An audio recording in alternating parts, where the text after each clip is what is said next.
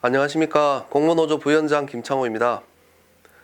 오는 5월 8일 임기가 끝나는 박상옥 대법관의 후임 대법관 임명 제청과 관련하여 여론의 관심이 집중되고 있습니다. 많은 후보 중에 누가 더 지금의 시대 정신에 맞는 인물인가를 찾기 위한 그런 관심이 아니라 검사 출신 대법관이 나오는지 아닌지에 대한 관심이 주된 것입니다. 이것이 2021년 지금의 사법부에 어울리는 모습인지 정말 개탄하지 않을 수 없습니다.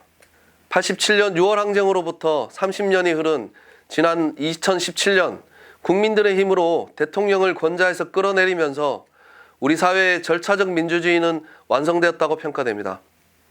그래서 촛불항쟁의 결과로 탄생한 김명수 대법원장 체제의 사법부에 거는 국민들의 기대 또한 매우 컸습니다. 그러나 시간이 지날수록 그 기대는 실망과 분노로 바뀌어가고 있습니다.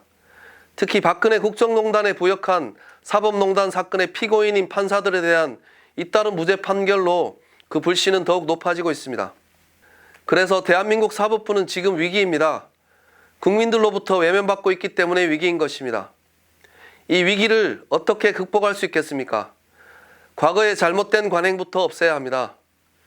검찰 몫으로 대법관 자리를 나누어주던 관행은 2012년 안대희 전 대법관을 끝으로 사라졌었습니다. 그런데 박근혜 양승태 시절에 다시 부활해서 박상옥 대법관이 임명되었습니다. 적폐라고 할 이 관행을 또다시 이어가야 하겠습니까?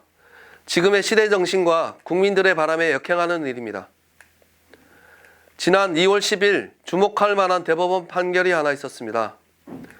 진혜원 검사가 문무일 전 검찰총장으로부터 받은 경고 처분을 취소해달라는 행정소송에 대한 판결입니다. 박상옥 대법관은 자신이 주심인 이 사건 판결에서 2004년 검찰청법 개정으로 사라진 검사 동일체 원칙을 되살렸습니다. 34년 만에 대법원 판결에 검사 동일체가 다시 등장한 것입니다. 후임 대법관 임명을 앞둔 지금 검사 출신 대법관의 존재감을 알리기 위한 판결이라고 볼 수밖에 없습니다. 검사 출신 대법관을 추천한 대한변협이 내세운 이유가 대법원 구성의 다양성입니다. 과연 검사 출신을 대법관으로 앉히는 것이 다양성을 실현하는 것인지 되묻고 싶습니다. 사회적 약자와 소수자를 보호하기 위해 대법관 구성의 다양성이 필요한 것이지 사법 권력을 검찰에 나눠주기 위한 근거가 될 수는 없습니다. 그들은 이미 너무 많은 힘을 가지고 있습니다. 공수처가 만들어진 이유도 거기에 있습니다. 2018년 9월을 끝으로 헌법재판소에서도 검찰 몫의 헌법재판관이 사라졌습니다. 법원도 이제는 과거의 잘못된 관행을 끊어내야 합니다.